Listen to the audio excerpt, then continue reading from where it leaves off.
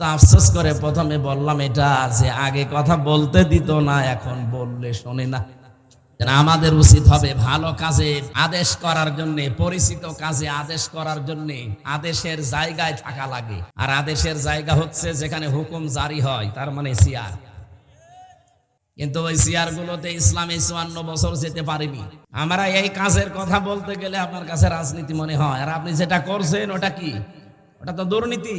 ওয়ানহাউনা আনিল মুনকার, অন্যায় কাজে তারা নিষেধ করবে। কে বলেছে আপনাকে? বাংলা অর্থ আপনি অভিধান নিয়ে আসেন তো। পৃথিবীতে কোন অভিধান? আমি বিশ্ববিদ্যালয়ে যতগুলো গেছি বাইরের দেশে, বিশ্বের যতগুলো দেশ আমি ঘুরেছি, কোন দেশে আমি আগে যে বাইরে থাকি না, আগে যাই ভার্সিটি। যে কোনো বিশ্ববিদ্যালয়ে যে দেখে আগে লাইব্রেরিতে কোনো বই পাওয়া যায় আমার মন মতো খুঁজি, ওখান থেকে এই এনহা নাহা শব্দের শাব্দিক অর্থ আমরা যেটা মনে করি, মানে নাহা মানে নিষেধ করা, না, নাহা মানে বাধা দেওয়া। বাধা দেওয়া, প্রাচীর সৃষ্টি করা, প্রতিবন্ধকতা তৈরি করা। এই টাঙ্গাইলে নদী নেই, কি নাম কি? যমুনা। এই যমুনায় স্রোত চলে না? এখন যদি আমি আর আমাদের মাস্টার সাহেবকে নিয়ে মতিয়ার স্যারকে বললাম, স্যার ফু দেন, দুইজন মিলে যদি ফু দিলাম পানি বন্ধ হয়ে যা হবে? আরে ভাই, আমি আর মতি স্যার না, আমাদের বাবা এসে ফু দিলেও কিছু হবে না। এই জায়গাতে যদি আপনি প্রাচীর দেন, বাঁধ দেন, বাধা সৃষ্টি করেন, পানি বন্ধ হওয়া সম্ভব। এইটার আরবি নাম নাহা। এটাকে আজ আমরা করতে পারছি বাংলাদেশে? কেন করবেন কি করে? সে জায়গায় আপনি আছেন। আপনি ভালো কাজ দেখলেন আদেশ করবেন, অন্যায় কাজ দেখলেন বাধা দেবেন। বাধা দিয়ে তো আবার টিকে থাকা দরকার। টিকে থাকতে গেলে পেছনে ব্যাকআপ লাগে, সাপোর্ট লাগে, পেছনে অন্তত শক্তিশালী কোনো ঠ্যাস লাগে। কিছুই নেই। যতদিন পর্যন্ত এ দেশে দিন কায়েম না হবে ততদিন মানুষের হক পঙ্খানো ফিরিয়ে দেওয়া সম্ভব না। এমনি মুখে বলা সম্ভব, ফিরিয়ে দেওয়া সম্ভব। সারা জীবন আমরা শুনছি তা'মুরুনা বিল মা'রুফ ওয়া তানহাউনা আনিল মুনকার, ভালো কাজে আদেশ দাও, অন্যায় কাজে বাধা দাও। শোনেননি? কি বুঝেছেন এখান থেকে? এখানে মা'রুফ শব্দটা উরফুন থেকে, আরাফা ইয়ারিফু উরফুন, বাংলা অর্থ দাঁড়ায় পরিচিত হওয়া। ভালো কাজে পরিচিত হও, বাংলা অর্থ তো এইটা। ভালো কাজে পরিচিত হও মানে ভালো কাজ কি? আর আপনি পরিচিত হয়েছেন কখন? কোনদিন ভেবেছেন এই কথাটা নিয়ে? কোরআনে বহু জায়গায় আল্লাহ দিয়েছে।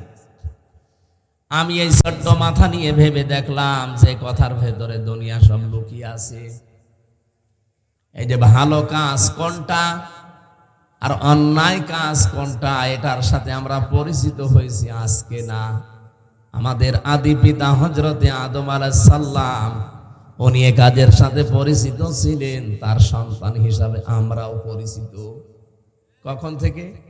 যেদিন তাকে বানিয়ে ফেরেশতাদের সামনে উপস্থাপন করে বলেছিলেন যে এই জিনিসগুলোর নাম বলো।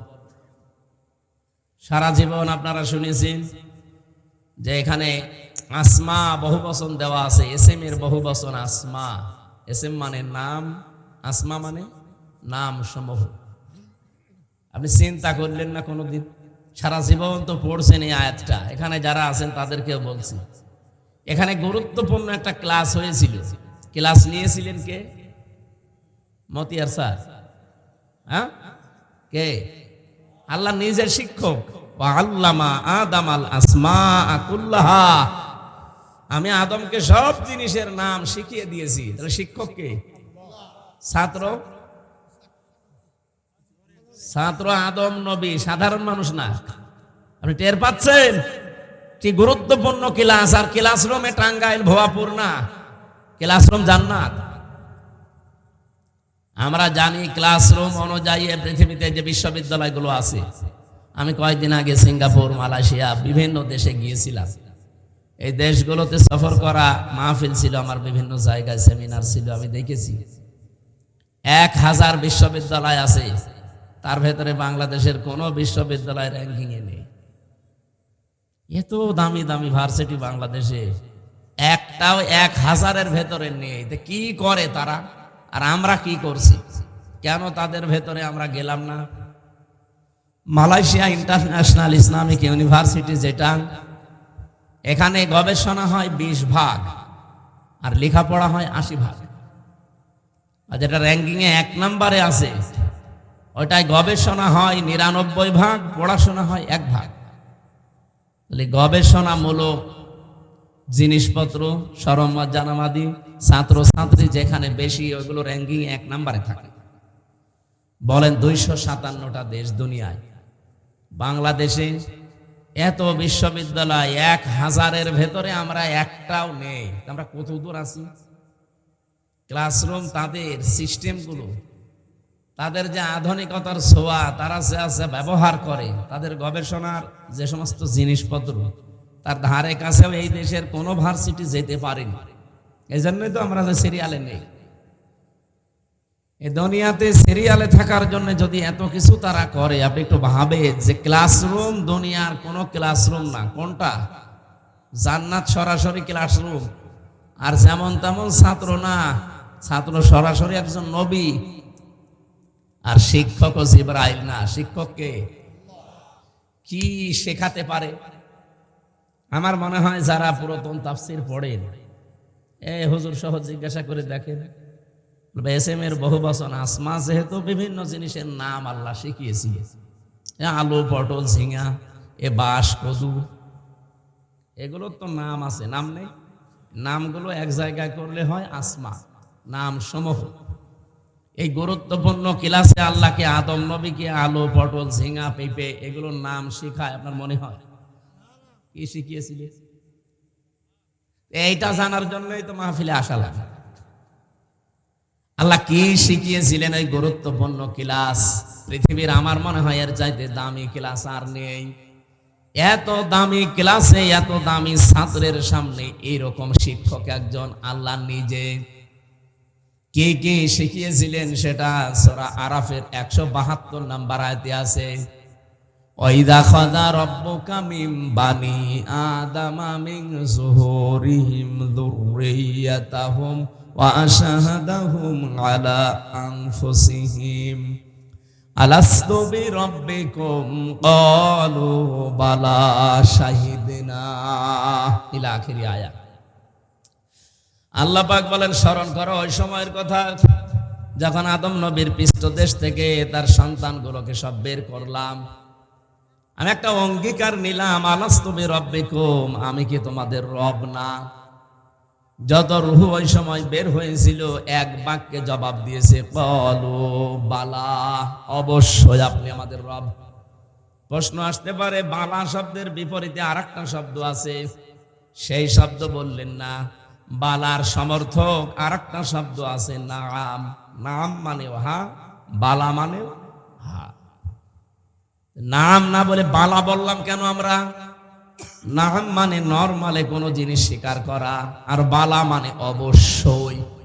এর চাইতে উপরে আর কোনো শক্ত শব্দ আরবিতে নেই। আমরা নরমালে স্বীকৃতি দেই নাই, গুরুত্বপূর্ণ বিষয় এজন্য একেবারে গুরুত্ব দিয়ে সর্বোচ্চ ভাবে বলেছি। একজন দুইজনও না, ক্বালু, এটা বহু বচন, সবাই এক বাক্যে স্বীকার করেছিলাম, ক্বালু বালা, অবশ্যই আপনি আমাদের রব। এই আয়াত থেকে আমাদের শেখার বিষয়, মহান আল্লাহ যেহেতু এখানে শিক্ষক, আদম নবী আমাদের আদি পিতা, ওনাকে এই পৃথিবীতে যত ভালো এবং যত মন্দ সব বিষয়ের মূল থিওরি যেটা, সেটা ওই এক ক্লাসে শিখিয়ে দিয়েছিলেন। এই জন্য ওখান থেকে আদম নবীর পৃষ্ঠদেশ থেকে আমরা যারা দুনিয়ায় কিয়ামত পর্যন্ত আসবো, যেহেতু একদিনেই বের হয়েছি, এই জন্য পৃথিবীর সব মানুষের হায়াত একই সমান। ওই দিন বের হওয়ার পর থেকে হয়তো ওর পরেই কেউ কেউ দুনিয়ায় এসেছিল, 100, 200, 500 বছর পরে তারা বিদায় নিয়েছে। তারা এখন বারজাখের জগতে আছে, পর্দার আড়ালে। কথা বলেন না কেন? আমরাও পর্দার আড়ালে ছিলাম, ওখান থেকে এখন আমরা এসেছি 60-70 বছর পরে আমরাও বারজাখের জগতে চলে যাব। এরপরে আরো 500 বছর, 1000 বছর, 5000 বছর পরে যারা সিরিয়ালে আসতেছে, ওরা এখন মনে করেন কবরের জগতে আছে। ওরা আসবে দুনিয়ায় কিছুদিন থেকে আবার কবরের জগতে চলে যাবে। আমরা যেমন এসেছি এখন কিছুদিন আমরা ছিলাম ওখানে, সামনে আবার বিশাল জগৎ, এই হিসাবে আপনি চিন্তা করেন, আদম নবীর যত সন্তান সবার হায়াত এক। কথা বুঝেছেন কিনা বলেন? আনব নবী থেকে শুরু করে কিয়ামতের আগ দিন পর্যন্ত যত মানুষ আসবে দুনিয়ায় সবার হায়াত কিন্তু এই হিসাবে এক। হয়তো কেউ আগে এসেছিল, কেউ পরে আসতেছে, মাঝখানে কেউ বেশি বাঁচে, কেউ কম বাঁচে, তো হায়াত সবার কি বলেন না কেন? যেহেতু গুরুত্বপূর্ণ একটা ক্লাসে আদম নবী যা যা পেয়েছিলেন সন্তান হিসাবে, আমরা ওই ক্লাসে একই জিনিস পেয়েছি। ভাষা কঠিন হয়ে যাচ্ছে, হ্যাঁ কথা বোঝে, একই জিনিস আমরাও পেয়েছি। এখানে মতিয়ার স্যারের কাছে যদি আমরা লেখাপড়া কেউ নাও করি, কোনো জ্ঞান অর্জন নাও করি, অন্তত এইটা অটোমেটিক ভাবে আমরা জানি যে এটা ন্যায়, এটা অন্যায়। এই জ্ঞান আপনি শিখলেন কবে? ওই যে আমাদের বাবা আল্লাহ ক্লাসে শিখিয়েছিলেন, ওই দিন থেকে তার পৃষ্ঠদেশ থেকে বের হয়ে যত জ্ঞান ওই একদিনই আমরা পেয়েছি। এজন্য শিক্ষার দুনিয়ায় গ্রহণ করা লাগে না, যেটা ভালো এটা মন্দ ওই এক ক্লাসে আমরা সব পেয়ে গেছি। তা'মুরুনা বিল মা'রুফ ওয়া তানহাউনা আনিল মুনকার, বা ইয়া'মুরুনা বিল মা'রুফ ওয়া ইয়ানহাউনা আনিল মুনকার, এটা পড়া কোরআনে বহু জায়গায় আল্লাহ দিয়েছেন। সৎ কাজে আদেশ করো, সৎ কাজে আমি আদেশ করব, সৎ কাজের সাথে আমি পরিচিত হয়েছি কবে? ওই ক্লাসে। যা যা শেখানোর এক ক্লাসে আমার আল্লাহ ওখানে আমাদের বাবাকে শিখিয়েছিলেন, বাবার পৃষ্ঠদেশে আমরা ছিলাম, আমরা ওই দিনই শিখে ফেলেছি। ভালো কাজ করার জন্য, অন্যায় কোনটা কোনটা এটা জানার জন্য আলাদা ক্লাস করা লাগছে না, আমরা আগে এর সাথে পরিচিত। ওই পরিচিত কাজগুলো আল্লাহ দুনিয়ায় আমাদের হায়াতে করতে বলেছেন, যে ভালো কাজের আদেশ করো। সে ভালো কাজগুলো কি কি আমরা কিন্তু সবাই জানি, কিন্তু এই জায়গায় যখনই নিয়ে যেতে চাই তখন কিছু মানুষের পাগলা কুত্তায় কামড় দেয়।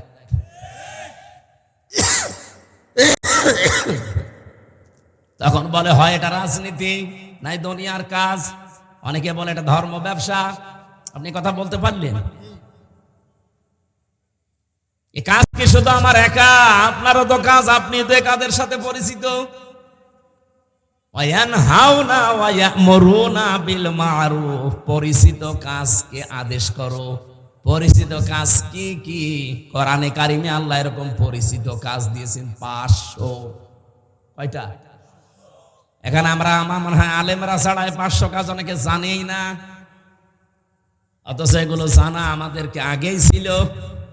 হয়তো 5, 7টা, 10টা, 15টা আপনি জানতে পারেন। এই পরিচিত কাজগুলো যদি আজ আমরা করতে পারতাম সবাই মিলে, কেউ এই দেশে আমাদেরকে বাধা দিয়ে আটক করে রাখতে পারতো না। বাধা দেবে কে? কারণ দেশে 92% মুসলমান আমরা। কি কথা বলেন না কেন? বাধাটা দেবে কে? 92% মুসলমান আমরা। এই জন্য তো আফসোস করে প্রথমে বললাম এটা, যে আগে কথা বলতে দিত না, এখন বললে শোনে না।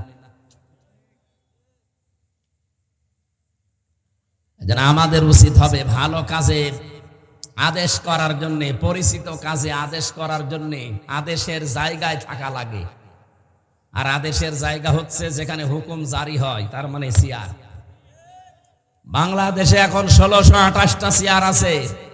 এই চেয়ার গুলোতে যদি সত্যি ইসলামকে আপনি নিয়ে যেতে পারেন, ভালো কাজের আদেশ তাদের দ্বারা 100% কার্যকর হবে। আপনি মানবেন না? আপনার বাবা মানবে। কিন্তু ওই চেয়ার গুলোতে ইসলামে 54 বছর যেতে পারেনি। আমরা এই কাজের কথা বলতে গেলে আপনার কাছে রাজনীতি মনে হয়, আর আপনি যেটা করছেন ওটা কি? ওটা তো দুর্নীতি। ওয়ায়ানহাউনা আনিল মুনকার, অন্যায় কাজে তারা নিষেধ করবে। কে বলেছে আপনাকে? বাংলা অর্থ আপনি অভিধান নিয়ে আসেন তো। পৃথিবীতে কোন অভিধান? আমি বিশ্ববিদ্যালয়ে যতগুলো গেছি বাইরের দেশে, বিশ্বের যতগুলো দেশ আমি ঘুরেছি, কোন দেশে আমি আগে যে বাইরে থাকি না, আগে যাই ভার্সিটি। যে কোনো বিশ্ববিদ্যালয়ে যে দেখে আগে লাইব্রেরিতে কোন বই পাওয়া যায় আমার মন মতো খুঁজি, ওখান থেকে এই এনহা নাহা শব্দের শাব্দিক অর্থ আমরা যেটা মনে করি, মানে নাহা মানে নিষেধ করা না, নাহা মানে বাধা দেওয়া। বাধা দেওয়া, প্রাচীর সৃষ্টি করা, প্রতিবন্ধকতা তৈরি করা। এই টাঙ্গাইলে নদী নেই, কি নাম কি, যমুনা। এই যমুনায় স্রোত চলে না? এখন যদি আমি আর আমাদের মাস্টার সাহেবকে নিয়ে মতিয়ার স্যারকে বললাম, স্যার ফু দেন, দুইজন মিলে যদি ফু দিলাম পানি বন্ধ হয়ে যা হবে? আরে ভাই, আমি আর মতি স্যার না, আমাদের বাবা এসে ফু দিলেও কিছু হবে না।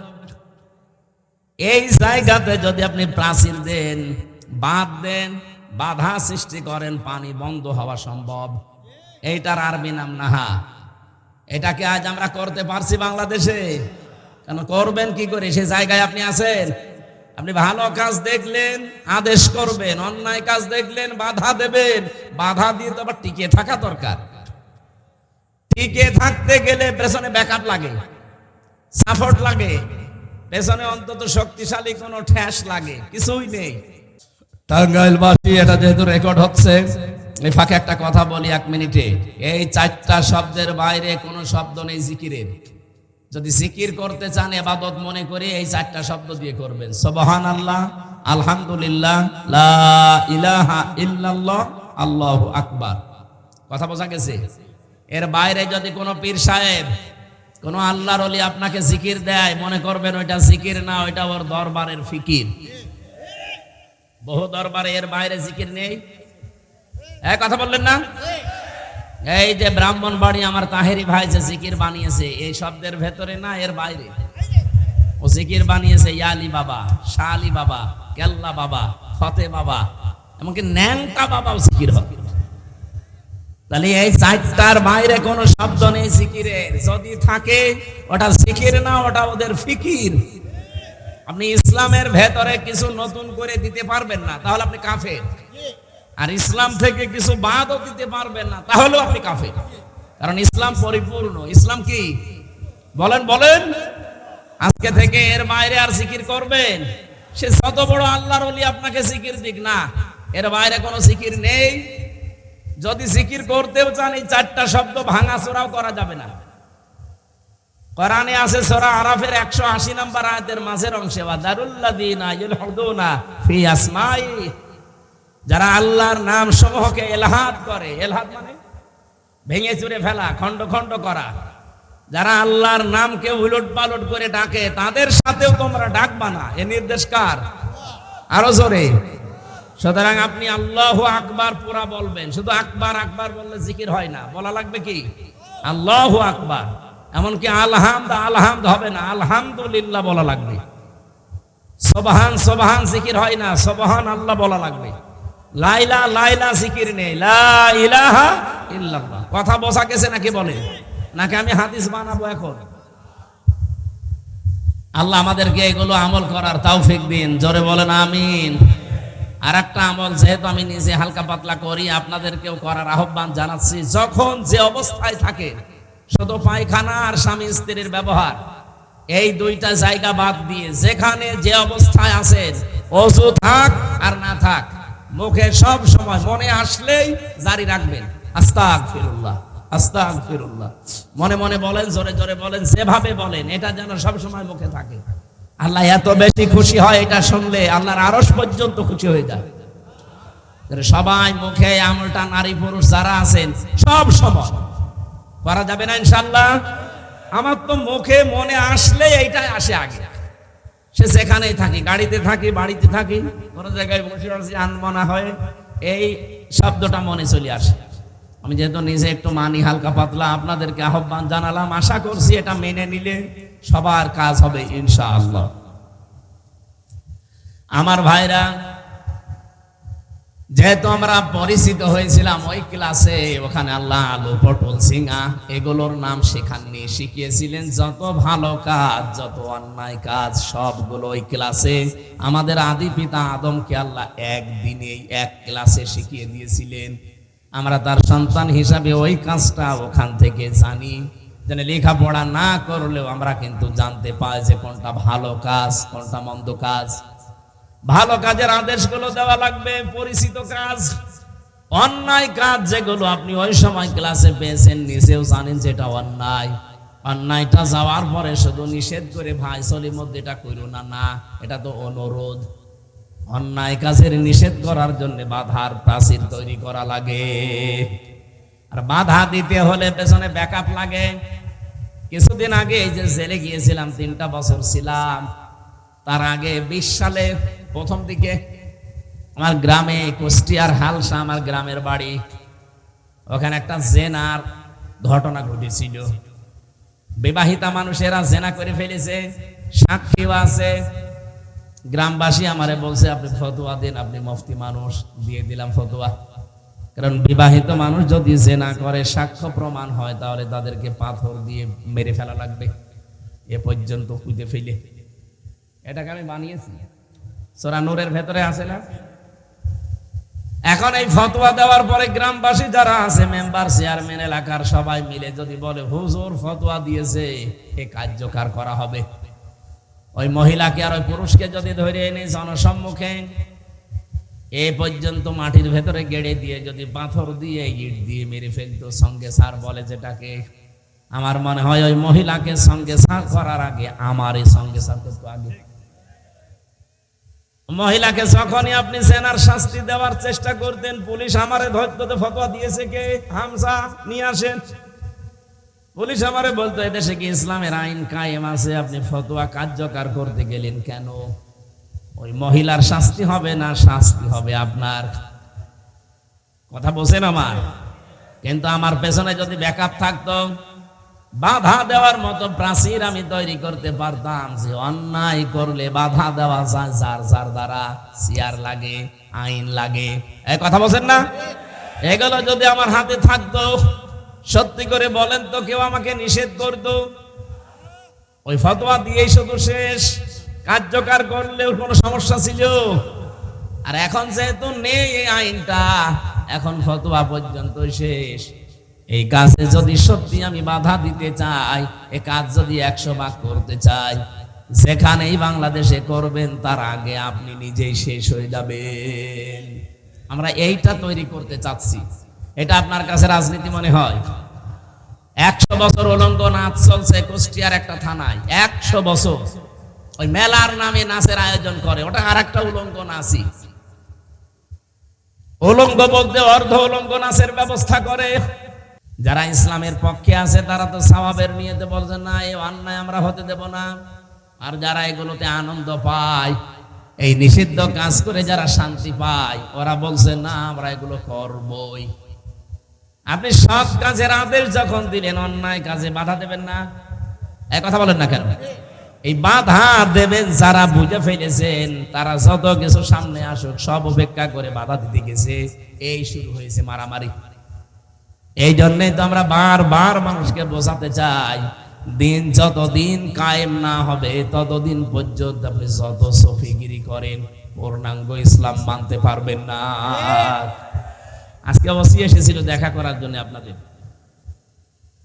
আমার এই গাড়িটা এখন এখান থেকে যদি ছাড়ি, কুষ্টিয়া পর্যন্ত যদি আমি যাই, কমপক্ষে 3 থেকে 4 জায়গায় গাড়িটা আমার ধরবে।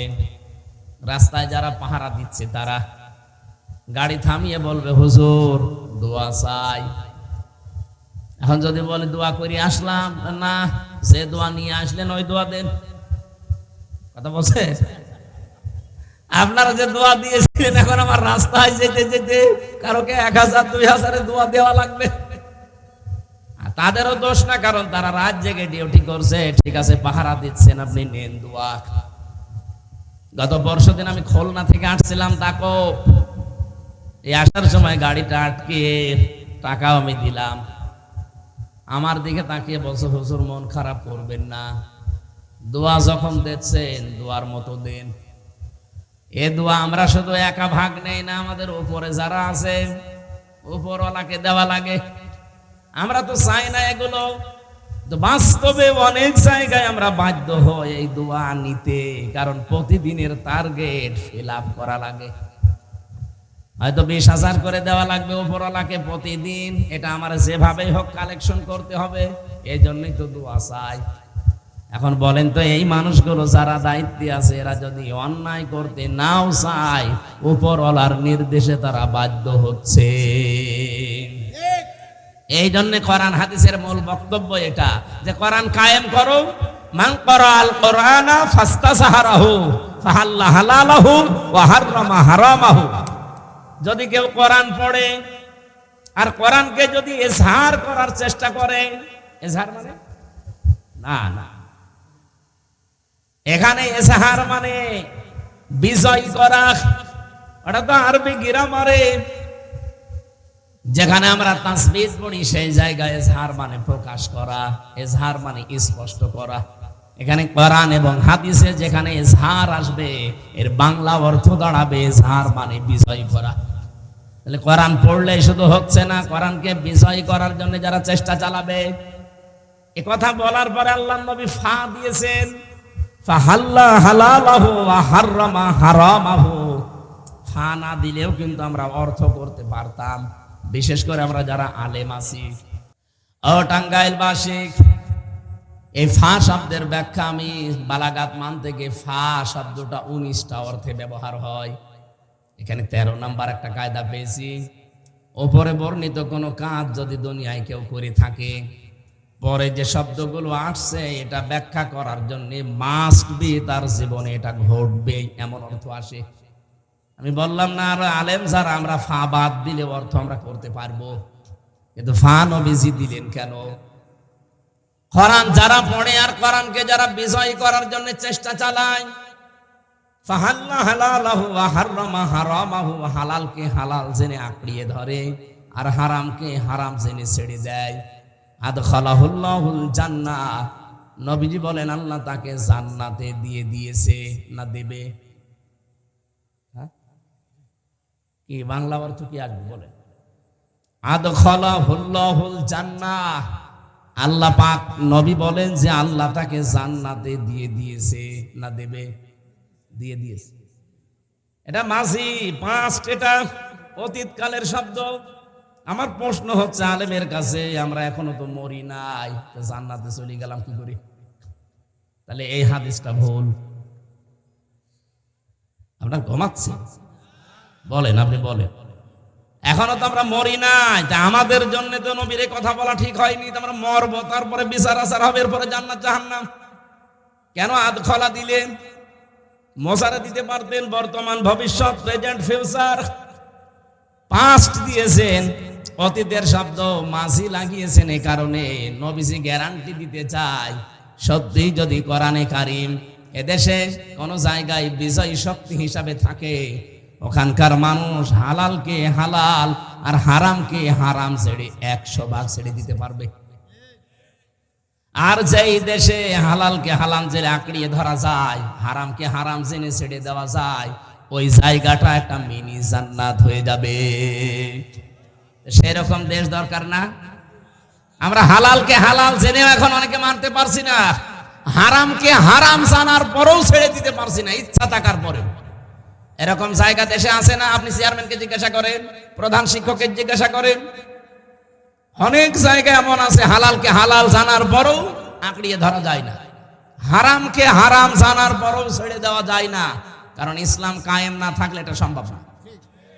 এই জন্যই তো ফাস্তাযহারাহু দিয়েছে, যে কোরআনকে যে ব্যক্তি বিজয় করার চেষ্টা করে, বিজয় করার পদ্ধতি হয়তো বিভিন্ন রকমের আছে, এক একজন এক একটা পদ্ধতি নিয়েছে।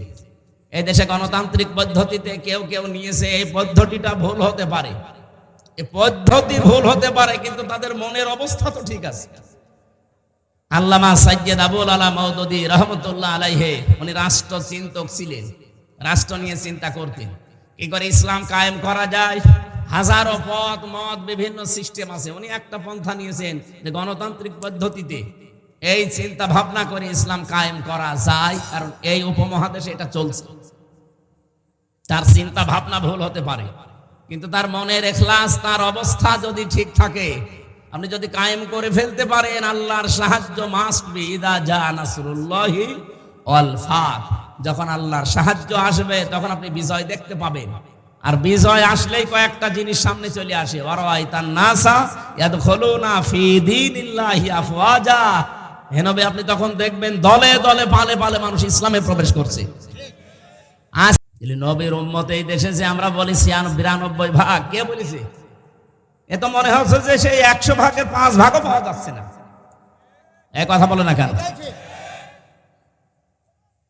তাছাড়া আমি মাঝে মাঝে ভাবি যে 92% মুসলমান আমার দেশে, আজ 54 বছর চলছে, আজও ইসলাম কায়েম হইল না।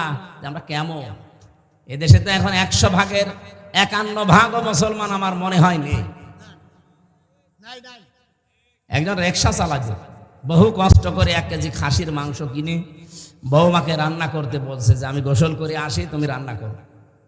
খাসির মাংস সবসময় পাওয়া যায় না, বহু কষ্ট করে কেনা। ও বৌমা চিন্তা করছে দেখি কেমন লাগে, 1টা 2টা খেতে খেতে ছাতা ফিরায় সব শেষ করে ফেলেছে। শ্বশুর গোসল করে এসে বলছে কই? খাবার যখন দিয়েছে প্রথমে দিয়েছে মূলা আলু। শ্বশুর মনে মনে ভাবছে যে আসল তরকারি কই? বলছে বৌমা সে মাংস। বলছে শ্বশুর আব্বা আমারে লজ্জা দেবেন না, আপনি যখন গোসল করতে গেলেন আমি রান্না কমপ্লিট করে ঢাকনা দিয়ে ঢেকে রাখলাম, কলে পানি আনতে গেছি, এসে দেখি দুষ্টু বিড়াল সব খেয়ে ফেলিস। যা দেব আপনাকে তো দেওয়ার মতো আর কায়দা নেই। শ্বশুর চিন্তা করছে 1 কেজি মাংস, শুধু রান্নাঘর থেকে কলের উপরে পানি আনতে গেলে এতটুকু সময়ের ভেতরে বিড়াল সব খেয়ে ফেলবে। পাশে তাকিয়ে দেখে সে বিড়াল মিউ মিউ করছে, খপ করছে বেঁধে দিছে, 4 হাত পা রশি দিয়ে টাইট করে বেঁধে দিছে। দাড়ি পাল্লা এনে ওজন দিয়ে দেখে 1 কেজি। বলছে বৌমা এটা যদি বিড়াল হয় তো মাংস কই? আর এটা যদি মাংস হয় তাহলে সে বিড়াল কই? এই বিড়াল যদি 1 কেজি মাংস খায় তাহলে এর ওজন হবে 2 কেজি। কথা বলছে। এই দেশে আমরা 96-92 ভাগ মুসলমান বলি, ওটা শুধু আদমশুমারিতে আছে, আর ওই ছোটকালে আগা কাটা আছে।